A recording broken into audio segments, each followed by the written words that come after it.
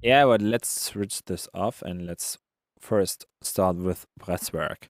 So Presswork is basically an analog compressor emulation by Yuhi, and basically most of the time I just put it here and just play around with the presets. And yeah, if there is something I like, then I leave it. If not, then yeah, I just switch it off and delete it.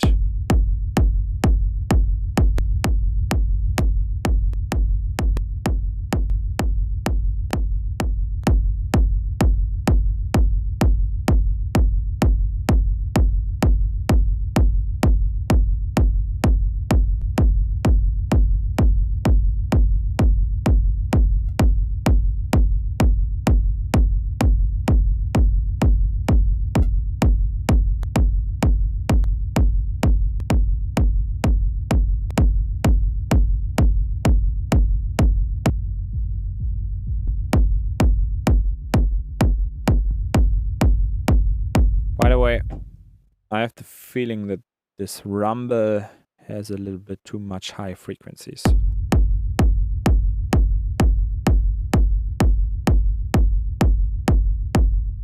Yeah, I like it more like this. So let's try it without presswork. And let's use satin instead, because satin can add a lot of color to the mix. Yeah, and I just like the sound, how it works. If you want to get down this kind of in the sound and just asperity, I think. And you can add some noise like this. Then you can auto mute the noise, which is basically, yeah, muting the noise when no signal is coming through the plugin. Let's get back some asperity.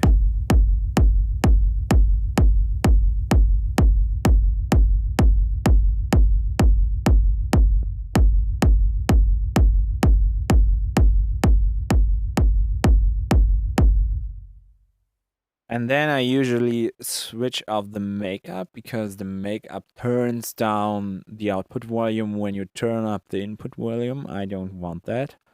And now, of course, we're gonna go much louder with the kick drum, which basically sounds better in our mind, because this is how the human brain works.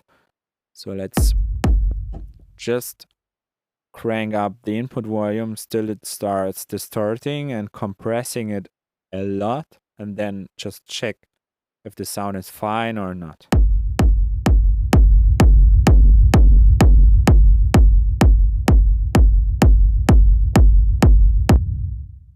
Let's turn down the limiter in the end of the chain, so the limiter is not limiting the sound from the satin.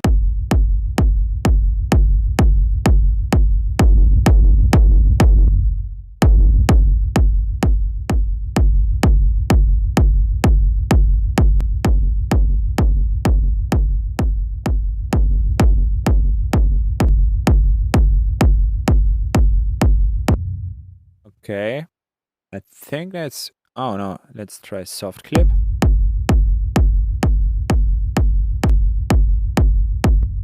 No, I like it in the way it is. Let's try the saturator back.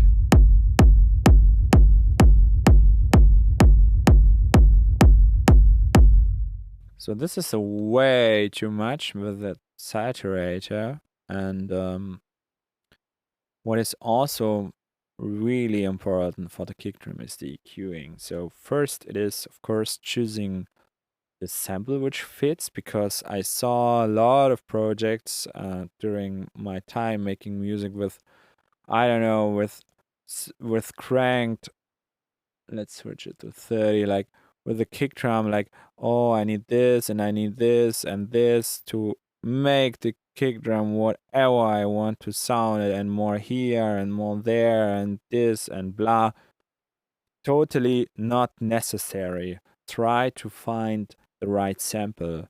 This is much easier than trying to to press the sound into something which is not in the sound. Yeah. So let's add the Pro Q here in the end. And let's EQ a little bit. So a good trick is this one, which is coming from the reverb and all the distortion. Normally, a nice kick drum looks like you have this mountain here and not another mountain behind that one. Yeah, so this one here, that stuff is coming from the distortion and from the overdrive and from the reverb. So we want to take them down, also that one, but not that complicated. One filter should be fine.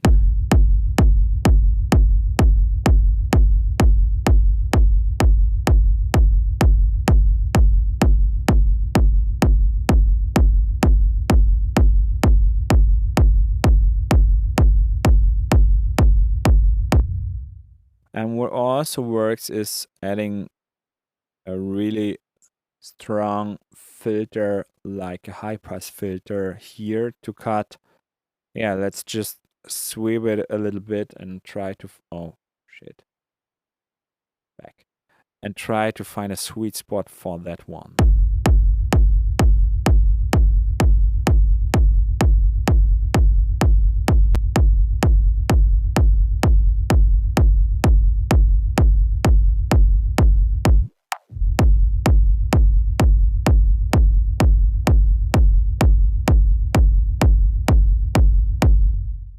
Okay, it does not really change the sound, so it's not necessary.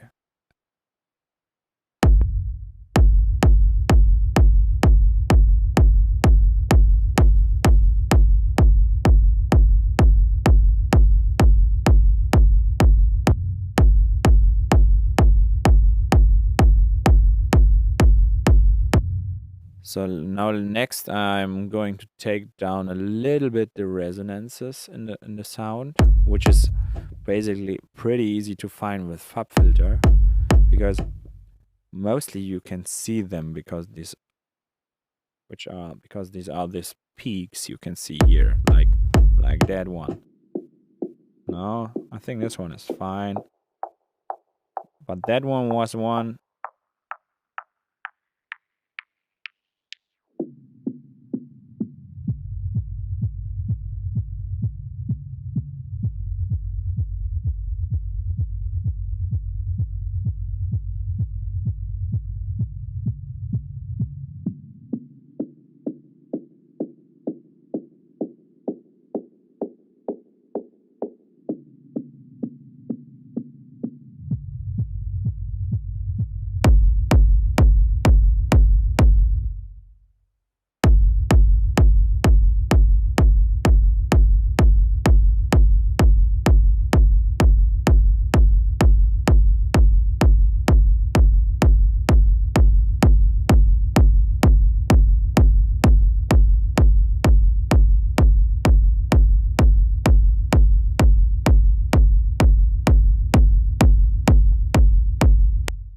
Okay, so what I've done, I've listened a lot, of course, and I think this kick drum is pretty good talking about frequencies and resonances.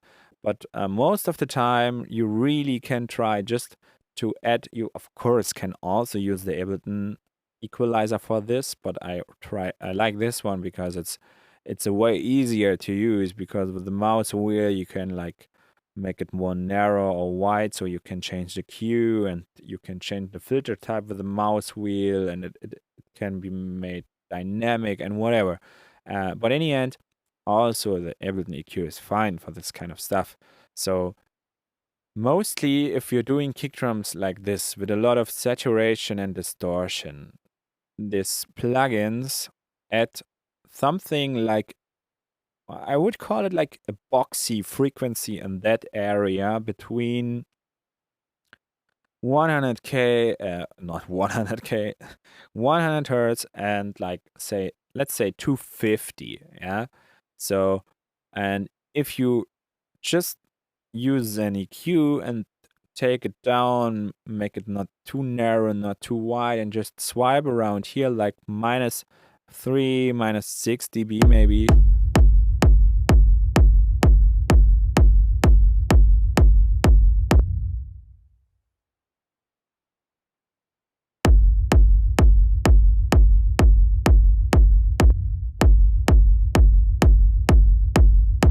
No, I like that one. It's not necessary. Oh, shit.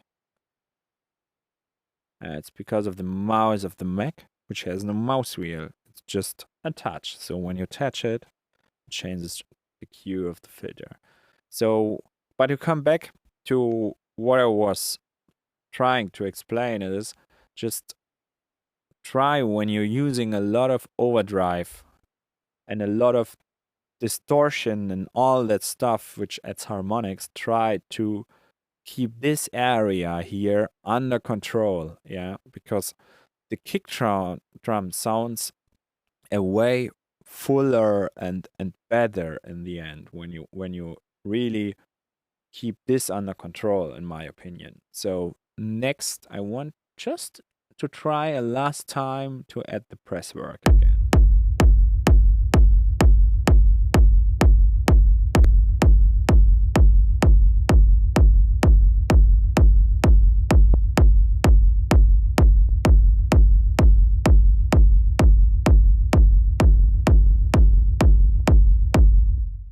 Okay, the saturator is definitely not necessary, but the press work with the sub bass domination pattern, man, of course, this is the preset we need, yeah. Oh fuck, because it's adding, yes, it's adding a lot of sub bass, but in a nice way.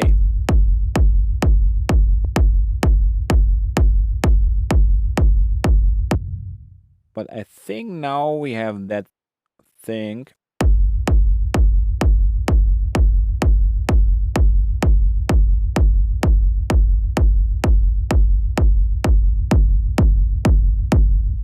I think now you can hear it, but I don't need 3 of them. Normally 1 should be fine, like this.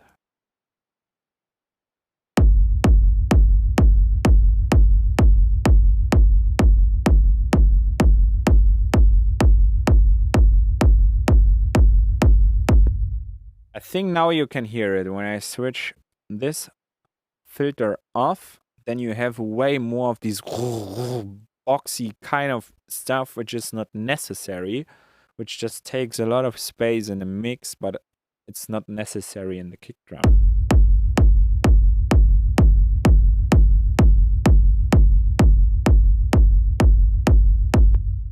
The kick drum sounds much clearer without, but maybe it's just my opinion, but I like it to do like this.